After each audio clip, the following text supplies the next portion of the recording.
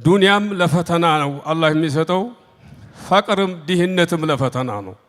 ይሄንንም አላህ በሌላ ቦታ ላይ ተናግሯል ለፈተና መሆኑ ሁለታችሁም ፈተና ናቸው ዱንያ የሚተሰጠው ሰው ዘካ ያወጣ እንደሆነ ደሃ ይረዳ እንደሆነ መስጂድ ይሰራ እንደሆነ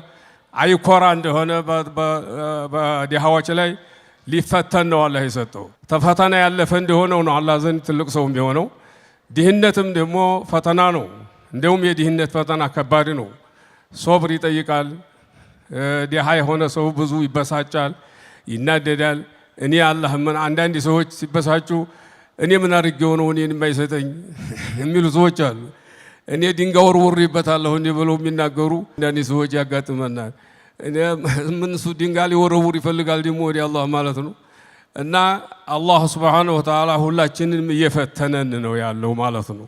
ዱንያም ፈተና ናት ድህነትም ፈተና ነው አላህ ዘንድ ትልቅ የሚባለው የፈራው አላህን የሚፈራ ነው